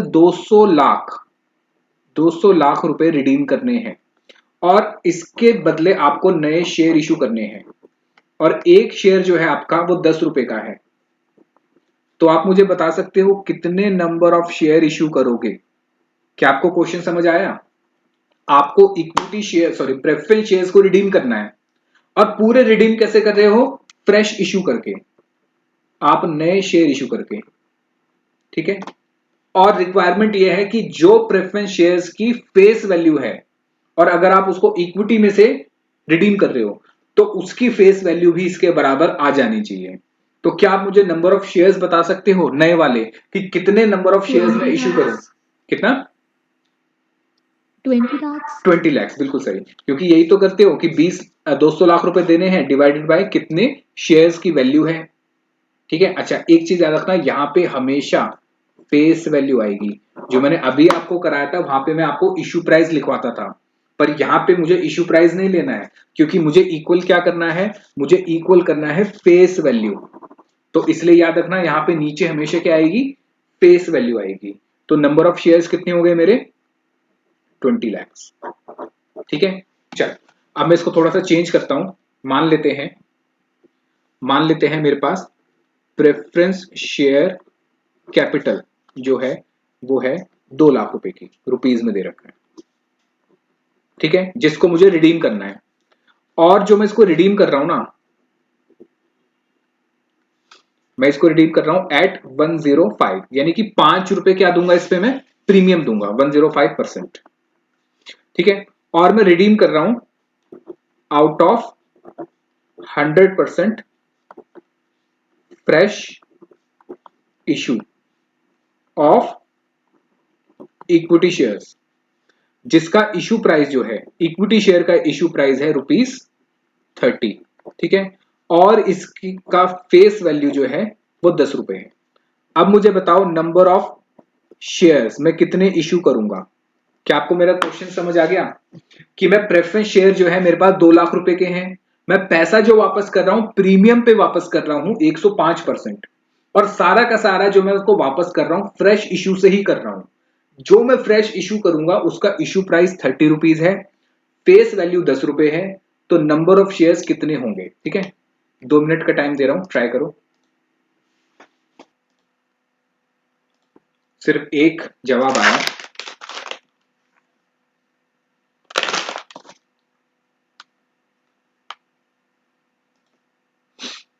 बीस 20,000 वान्य का। बाकी सब कहां चले गए? खाना खा रहे हैं? मुझे भी भूख लग रही है, थोड़ी सी मूंगफली ले आए। बताओ बाकी। अच्छा, अनीश का आंसर आया 20,000, वानिया का आंसर आया है 20,000। चलो, श्रेया भी 20,000 कह रही है, बिल्कुल ठीक, सही कह रहे हो कि फेस वैल्यू बराबर करनी है ना मुझे, तो मैं फेस वैल्यू लूंगा सब जगह।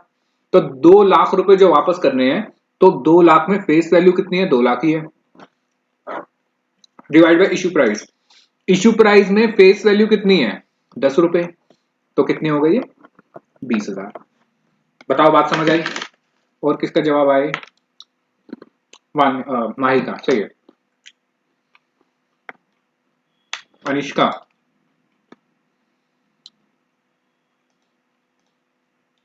चल एक और एग्जांपल मुझे बताओ। Late suppose preference share capital है 5 लाख रुपए की, मेरे पास जनरल रिजर्व पड़ा हुआ है 1,50,000 का। ठीक है, अब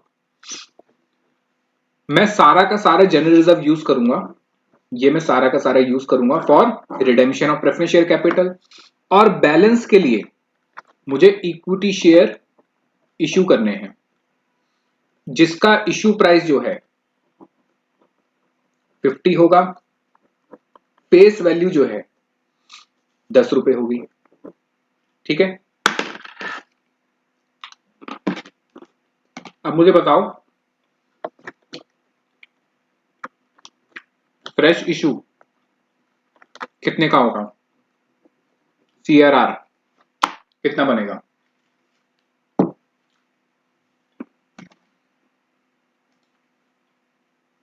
35,000। अनीश ने आंसर दिया 35,000 का। क्या नंबर ऑफ शेयर्स? बाकी ठीक है, 35,000। ठीक है, ठीक है, यानी सबने सही आंसर दिया है, यानी आपको समझ आ गया। और सीआरआर कितना बनेगा? जितना आप फ्री रिजर्व में से निकाल रहे हो। बताओ, फ्री रिजर्व में से कितना निकाल रहे हो? 1.5 लाख। 1.5 लाख का सीआरआर बनेगा। क्या अभी तक कहीं क्वेश्चन में आपको लगा कुछ मुश्किल है? मतलब चैप्टर में लगा कुछ मुश्किल है? बस चैप्टर खत्म, और कुछ है नहीं चैप्टर में। आओ क्वेश्चन नंबर 1 करते हैं, खत्म। अब चैप्टर कुछ नहीं है क्वेश्चन में और चैप्टर में, ये मैंने सब कुछ लिखा हुआ है यहाँ पे है, यही आपने। चलो क्वेश्चन नंबर 1 पढ़ते हैं, आओ।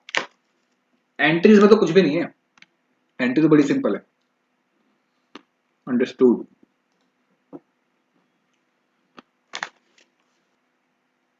कह रहा है कि Hinduja company limited has issued 5,008% redeemable preference shares.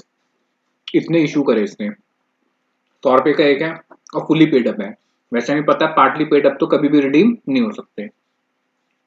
फिर कह रहा है कंपनी इनको रिडीम करने की सोच रही है और पार पे रिडीम कर रही है।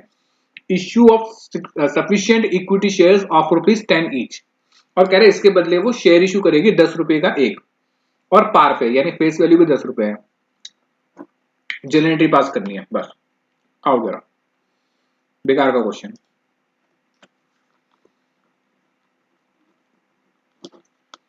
बताओ रिडेम्पशन की पहली एंट्री क्या होगी? कौन आया? श्रेया आ गए। श्रेया क्वेश्चन नंबर 1 कर रहे हैं हम, हैं? तो बताओ पहली एंट्री क्या होगी रिडेम्पशन की? जो एंट्री आप डिबेंचर में करते थे वो यहां करोगे, यानी वहां पे भी लायबिलिटी खत्म करते थे, यहां पे भी लायबिलिटी खत्म करोगे। ठीक है, और इसके बदले हमें शेयर इशू करने हैं, तो यहाँ पे 2 काम होंगे, एक तो रिडीम का काम होगा और दूसरा इशू का काम होगा, जो हम न्यू इशू करेंगे। तो बताओ पहले कौन सा काम करूं, पहले रिडीम करूं या इशू करूं? अगर हम क्रोनोलॉजिकल देखें सही मायने में देखें तो पहले नया इश्यू होना चाहिए, वहीं से पैसा आएगा फिर इनको जाएगा। तो एक काम करते हैं, पहले नया इश्यू करते हैं। अब नया इश्यू करने के लिए मुझे ये पता होना चाहिए कितने शेयर इश्यू करूंगा। तो मैंने कहा फेस वैल्यू बराबर कर लो। बताओ इसकी फेस वैल्यू कितनी है जो डिबेंचर मुझे रिडीम करने हैं, सॉरी शेयर्स रिडीम करने हैं। 5000 इंटू 100 यानी कितने हो गए,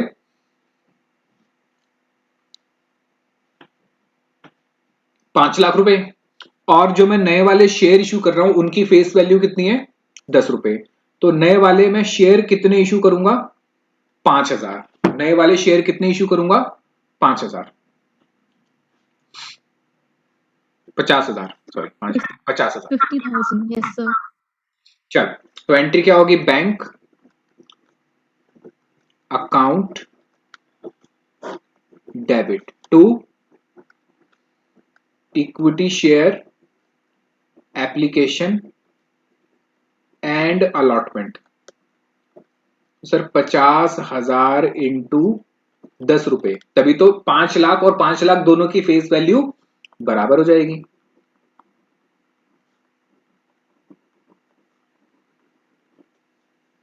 फिर equity share application and allotment debit to equity share capital.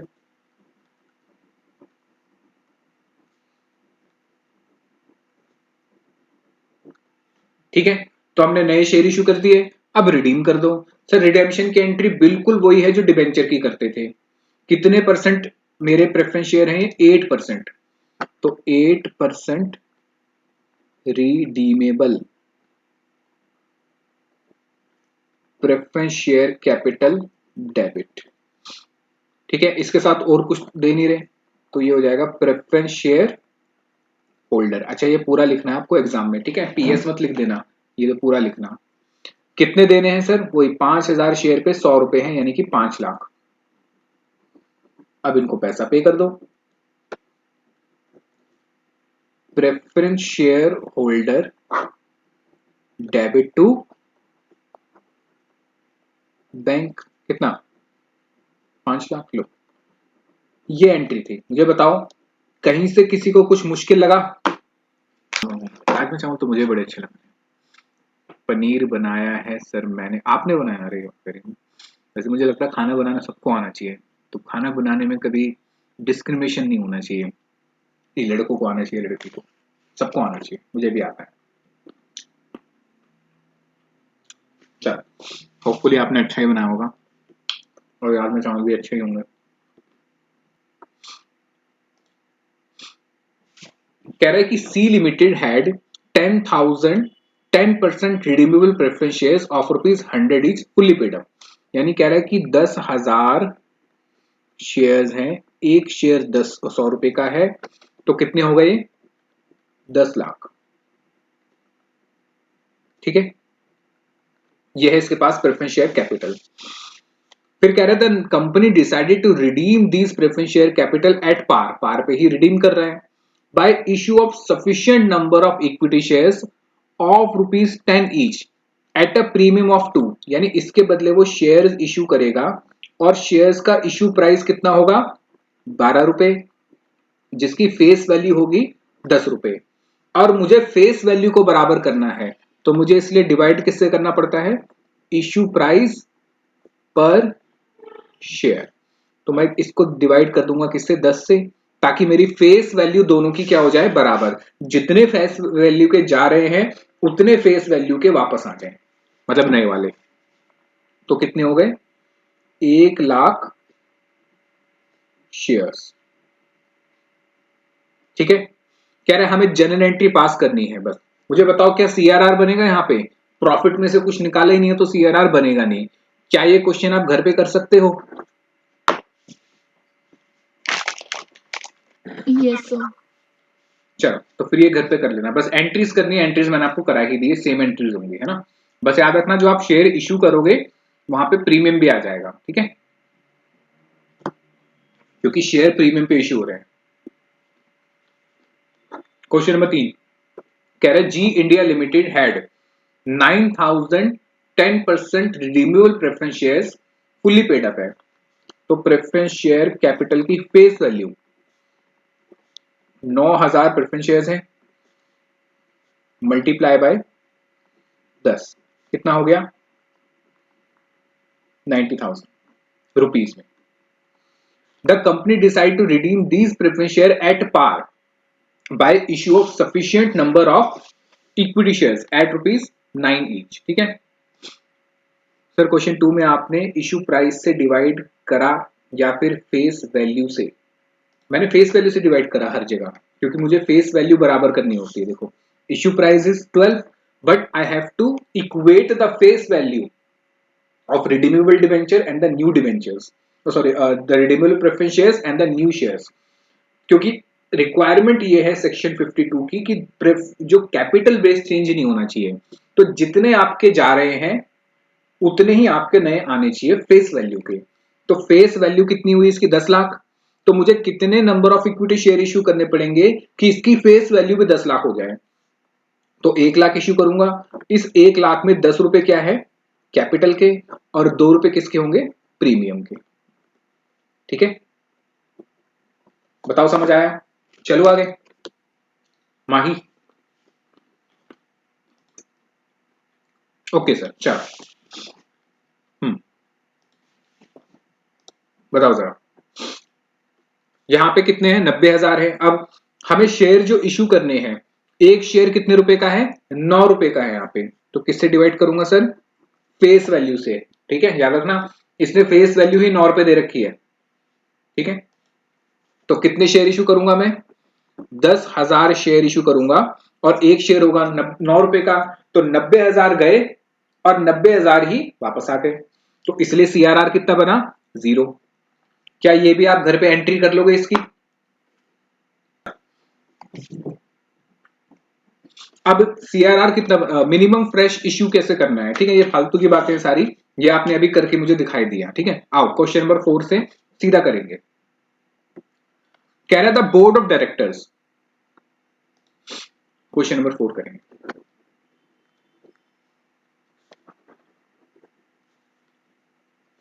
The board of directors of a company decided to issue minimum number of equity shares. कह रहा हम कम से कम शेयर्स इशू करना चाहते हैं, तो भाई कितने भी करो हमें कोई मतलब नहीं है, हम आपको बता देंगे कम से कम कितने होते हैं। और कह रहा है कि कितने रुपए का शेयर है 9 रुपए का, यानी कि इसने शेयर का इशू प्राइस बता दिया हमें, सॉरी इशू प्राइस नहीं फेस वैल्यू बता दी। फेस वैल्यू कितनी होगी शेयर की 9 रुपए। ठीक है भाई कम से कम शेयर इशू करना चाहते हो पर किस चीज के लिए, और 9 रुपए का एक शेयर है। To redeem 5 lakh preference shares. कह रहा है और जो हमें प्रेफरेंस शेयर्स रिडीम करने हैं, यानी कि face value of preference share capital to be redeem, तो मुझे सिर्फ फेस वैल्यू की बात करनी है। बताओ कितनी फेस वैल्यू है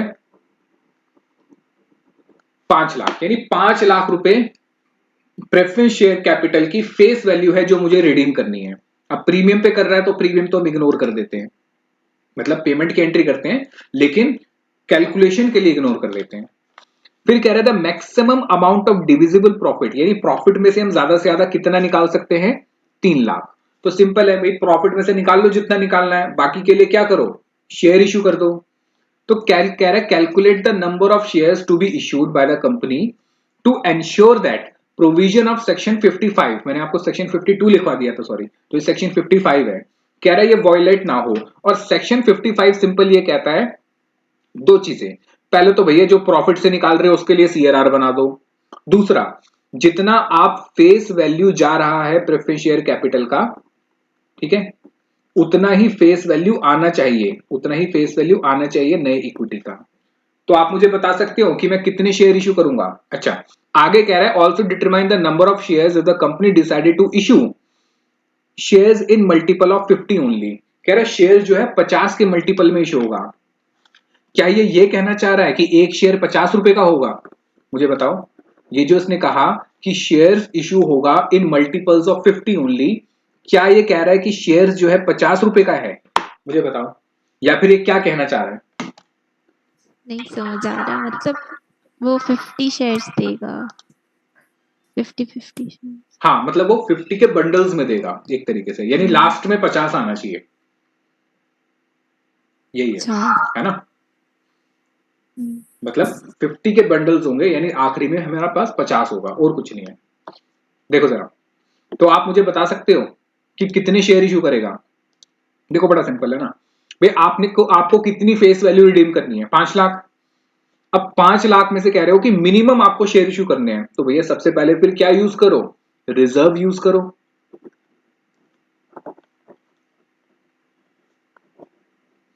तो फ्री रिजर्व्स कितने पड़े मैक्सिमम उसके पास? 3 लाख। और जितना फ्री रिजर्व से निकालेगा उतना ही क्या बनाएगा? सीआरआर। तो बाकी के लिए 2 लाख रुपए के लिए उसको क्या करना पड़ेगा? Balance to be paid, to be paid by fresh issue.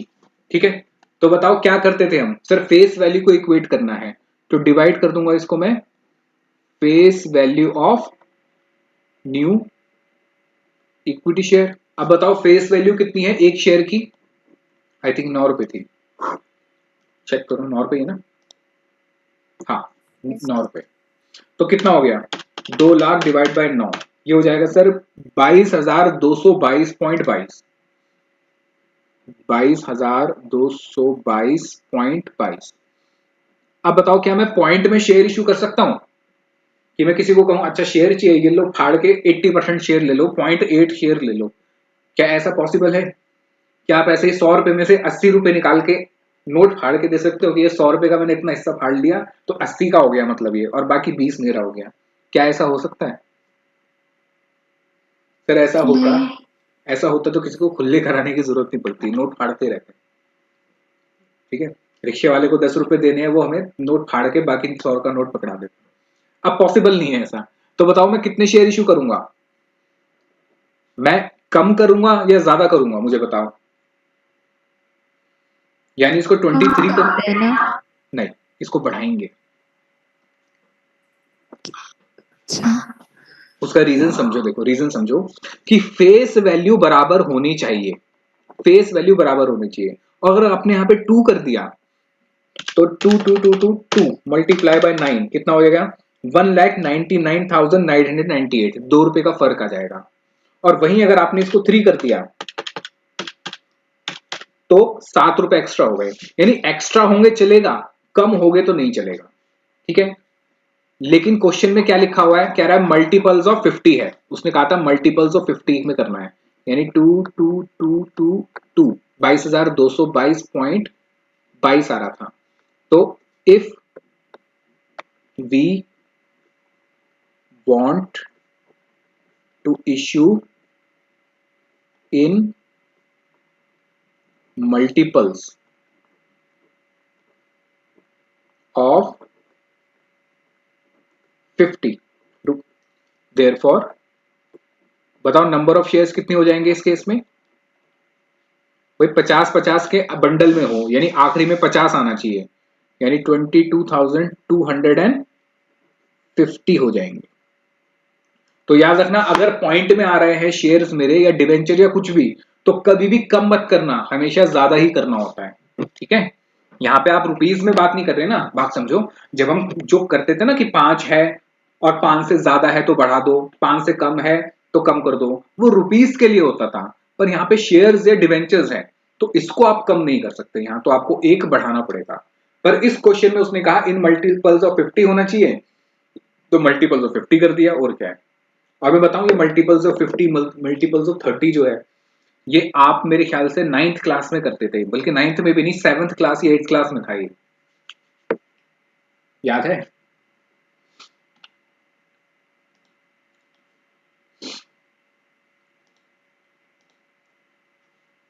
चल, तो वान्य राजमचा। अच्छा श्रेया, आपके मेस में क्या बना है? मेस में सॉरी, आपके पीजी में क्या बना है या मिला है आपको? पीजी का खाना खा के तो वैसे बोर हो जाते हैं।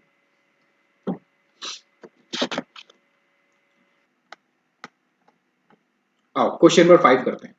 अच्छा क्वेश्चन, क्वेश्चन नंबर 5,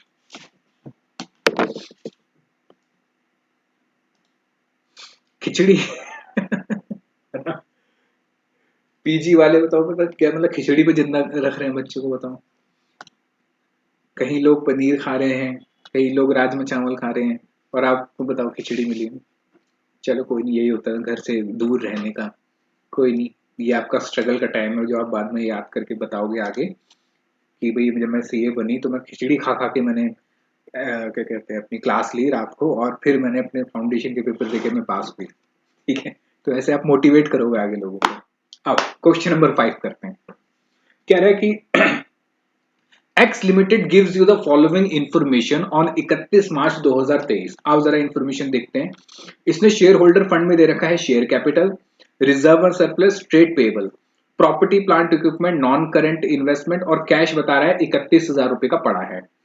फिर कह रहा था share capital of the company consist, यानी हमारे पास ये जो शेयर कैपिटल बता रहा है ना 2,90,000 की, ये इसकी बात बता रहा है। कह रहा है इसमें है क्या है, 2,25,000 रुपए, रुपीज 2,25,000 एंड रुपीज, सॉरी ये लिखा है share capital consist of 50 each equity shares, ये तो इक्विटी का है जो कि कितने का है, 50 का, and rupees 100 preference shares of rupees 65,000। लो उसने बता भी दिया, नहीं बताता तो मैं निकाल भी लेता क्योंकि बैलेंसिंग फिगर यही आती मेरी। और ये बता रहा है कितने रुपए का है, ये 100 रुपए का एक है। ये इसने इसका बाइफिकेशन दे दिया। फिर कह रहा है रिजर्व और surplus comprises only PNL account. कह रहे रिजर्व और सरप्लस में हमारा सिर्फ पीएनएल अकाउंट है, तो मैं कह सकता हूं ये सारा का सारा मेरा फ्री रिजर्व है, क्योंकि पीएनएल अकाउंट मेरा फ्री रिजर्व होता है। कह रहा है कि सारा का सारा हमारा पीएनएल है। ठीक है, अच्छा उसके बाद की कहानी क्या कह रही है, कह रहा है in order to facilitate the redemption of preference shares at a premium of 10%। कह रहे अब हम जो रिडेम्पशन करेंगे ना वो प्रीमियम पे करेंगे, यानी कि जो हमारे ये 65,000 रुपए देने हैं प्लस इसके साथ में प्रीमियम भी दूंगा 10% का, तो 65,000 तो ये हो गए, और अगर मैं कहूं 10% तो 10% हो गया सर 6,500, यानी ये दूंगा और ये दूंगा, ये हो गया सर फेस वैल्यू, ये हो गया सर प्रीमियम ऑन रिडेम्पशन। बताओ यहां तक की कहानी समझ आई। आगे क्या कह रहा है, द कंपनी डिसाइड, कंपनी ने ये डिसाइड करा टू सेल द इन्वेस्टमेंट। कह रहा है इन्वेस्टमेंट बेच देंगे, पैसा नहीं है इन्वेस्टमेंट बेच देंगे 15,000 रुपए की। भाई इन्वेस्टमेंट है कितने की, जरा चेक करे बैलेंस शीट में। सर इन्वेस्टमेंट है 18,500 की। कह रहा है बेच दोगे कितने की, 15,000 की। तो भैया अगर सस्ते में बेच रहे हो तो लॉस हो जाएगा कितना, 3,500 का लॉस हो जाएगा। और ये लॉस कहां से निकाला जाएगा, सर ये लॉस पीएनएल से ही निकाला जाएगा। उसके बाद कह रहा to finance the part of the redemption from the company's fund subject to leaving a bank balance. कह रहा है कि इसके लिए ना हम बाकी जो पैसा है हम अपने अकाउंट से देंगे, लेकिन 12,000 उसमें छोड़ देंगे। कितने छोड़ देंगे हम, 12,000 रुपए बाकी बैंक से निकाल के देंगे। उसके बाद जो बचेगा कह रहा है उसके लिए हम मिनिमम इक्विटी शेयर इशू करेंगे, 50 रुपए का एक होगा। और इशू कैसे कर रहा है, पार पे ही इशू कर रहा है, क्योंकि इसने पहले भी इसकी फेस वैल्यू कितनी बताई थी इक्विटी शेयर्स की, ये तो ये फेस वैल्यू थी। ठीक है, तो यानी प्रीमियम नहीं है कोई भी क्वेश्चन के अंदर, इशू पे याद रखना, इशू पे प्रीमियम नहीं है, रिडेम्पशन पे प्रीमियम है ये वाला। ठीक है, चल फिर कह रहा है कि जनरल एंट्री पास करनी है और कुछ भी नहीं है। तो सबसे पहले मुझे ये निकालना पड़ेगा कि मुझे कितने शेयर इशू करने हैं। अब यहां पे ध्यान से समझना, यहां पे उसने फेस वैल्यू की बात नहीं कर रहा, यहां से वो बैंक बैलेंस की बात कर रहा है। क्वेश्चन समझो जरा, क्वेश्चन के अंदर रिक्वायरमेंट जो है ना वो कह रहा है कि बैंक बैलेंस में 12,000 रुपए बचने चाहिए, यानी कि ये सब करने के बाद बैंक अकाउंट में 12,000 बचने चाहिए। तो जितना पैसा कम पड़ेगा, याद रखना जितना पैसा कम पड़ेगा मैं उतने शेयर इशू करूंगा, लेकिन साथ साथ सेक्शन 55 की रिक्वायरमेंट भी पूरी करनी है। बात समझ आई, कोई पहले मैं करता हूं फिर समझाता हूं आपको। देखो क्वेश्चन नंबर है कौन सा, ये 5। मुझे बताओ face value of redeemable preference share capital, face value कितनी है 65,000।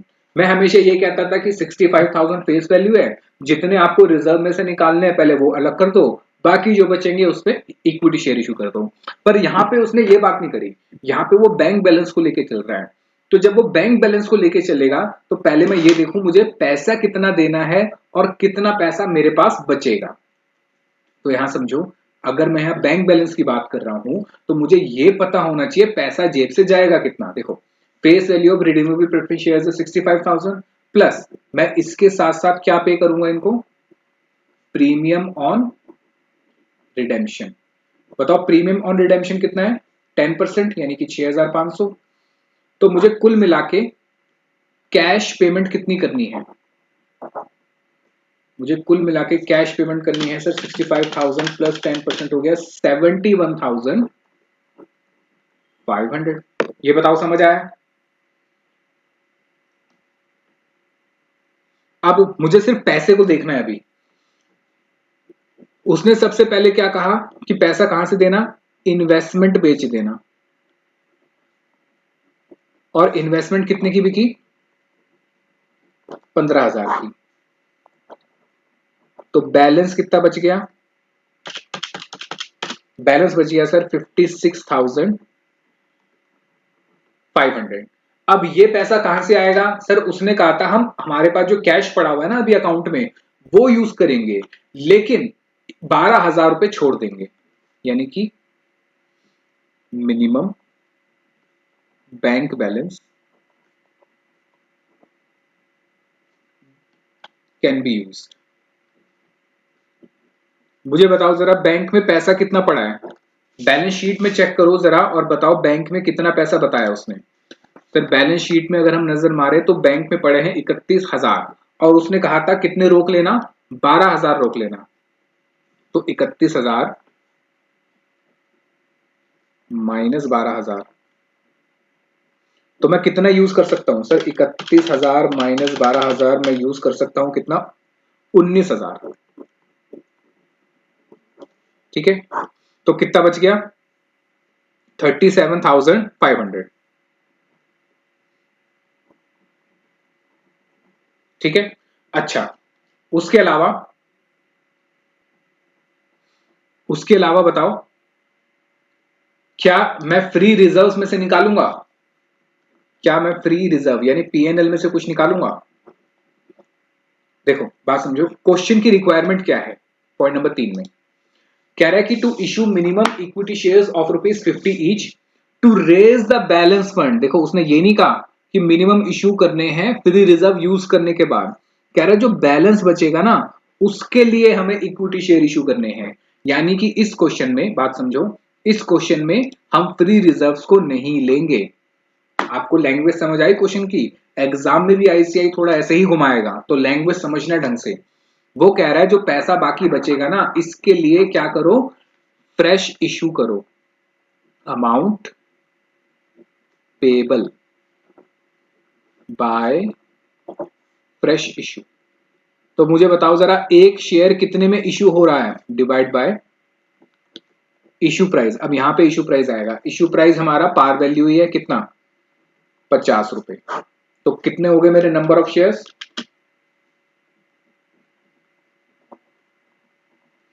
37,500 डिवाइडेड बाय 50, ये हो गए सर 750। 750, ये बताओ समझ आया या नहीं आया। यस सर, चल अब मुझे एक बात बताओ, क्या जो मेरी रिक्वायरमेंट थी फेस वैल्यू वाली क्या वो बराबर हो पा रही है। देखो जरा, जो मैं फेस वैल्यू है इशू वाला वो कितना हो गया सर, फेस वैल्यू जो इशू करा ना वो करा 750 मल्टीप्लाई बाय 50, तो ये हो गया सर 37,500। लेकिन सर फेस वैल्यू जा कितनी रही है, ये तो फेस वैल्यू आ रही है आपकी, फेस वैल्यू जा कितनी रही है सर, फेस वैल्यू जो है रिडेम्पशन की वो कितनी है सर, वो है कितना था हमारा 65,000 था सीधा सीधा। मुझे बताओ क्या रिक्वायरमेंट पूरी हो रही है या नहीं हो रही, जो सेक्शन 55 की थी रिक्वायरमेंट पूरी हो रही है नहीं हो रही।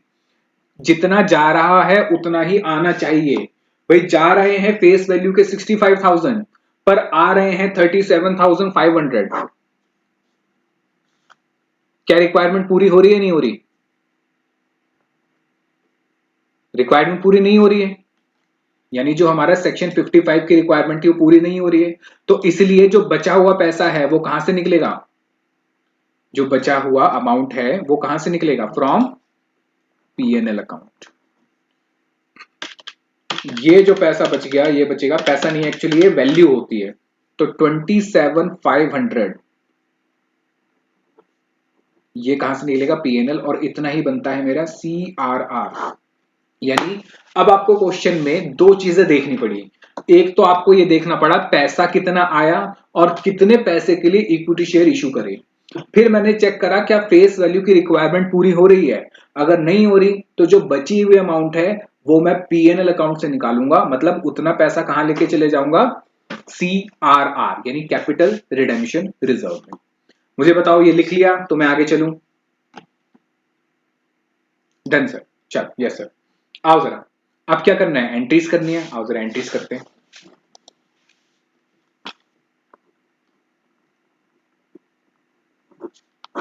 बताओ सबसे पहली एंट्री क्या होगी? सर शेयर इशू करने की एंट्री होगी।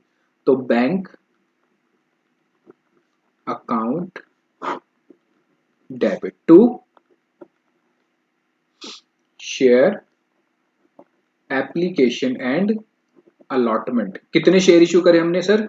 750 शेयर इशू करे, और एक है 50 रुपए का। तो 750 इंटू 50 हो गए सर 37,500।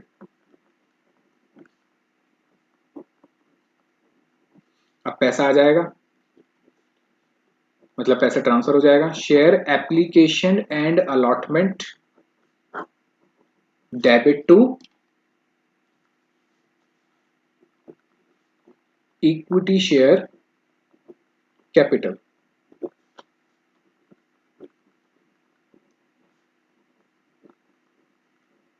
ठीक है, अगली एंट्री क्या होगी?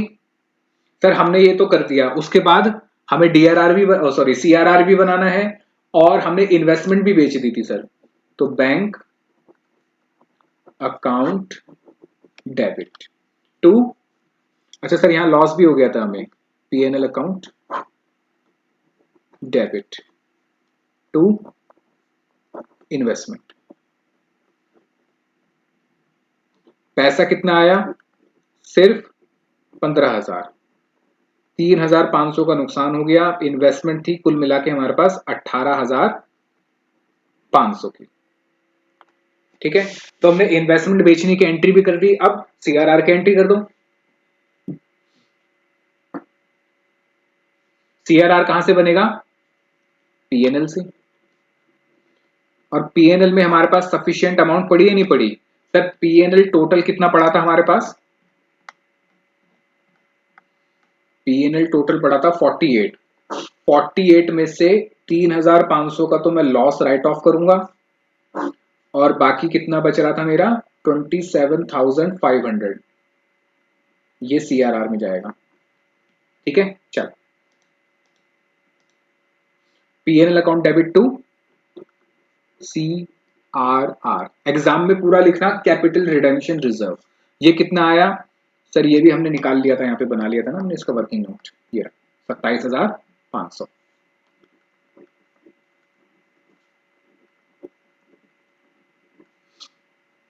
उसके बाद सर उसके बाद अब कुछ बचा नहीं है, बस अब प्रेफरेंस शेयर को रिडीम कर दो, बाकी जो भी लॉस है उसको राइट ऑफ कर दो। तो सबसे पहले मैं ड्यू कर लूंगा। कितना परसेंट प्रेफरेंस शेयर था मेरे पास? प्रेफरेंस शेयर कैपिटल कितना था सर? प्रेफरेंस शेयर कैपिटल था यहाँ जो दिया था इसने, ये नहीं बता रखा कितना परसेंट था, बस ये लिखा था प्रेफरेंस शेयर कैपिटल है। तो प्रेफरेंस शेयर कैपिटल डेबिट। क्या प्रीमियम पे पैसा पे हो रहा है? बिल्कुल, premium on redemption debit to preference share holder. 65,000 तो कैपिटल का पैसा, 6,500 प्रीमियम का पैसा, टोटल हो गया सर 71,500। अब इनको पेमेंट कर दो।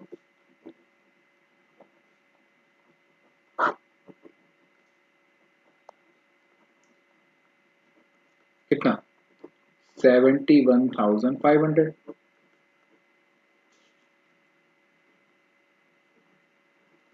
ठीक है, अब जो आपका प्रीमियम ऑन रिडेम्पशन है वो राइट ऑफ हो जाएगा कहां से? पीएनएल से। PNL account debit to premium on redemption. कितना था हमारा? 6,500। लो, क्वेश्चन खत्म। मुझे बताओ कहीं पे किसी को कोई दिक्कत क्वेश्चन समझने में? बताओ किसी को कोई दिक्कत? क्या क्लास यहीं तक रखें? क्योंकि मुझे लग रहा है अब आपको भी भूख लग रही होगी, या पेरेंट्स बुला रहे होंगे, अरे भाई कितना पढ़ोगे, खाना खा लो। या ये कह रहे हैं कि नहीं नहीं पहले पढ़ ही लो, खाना वाना तो खाते रहो जिंदगी में, है?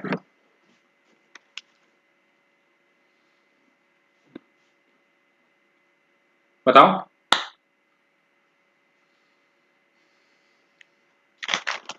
एक क्लास और लगेगी आपकी बाकी सब चीजें कराने में।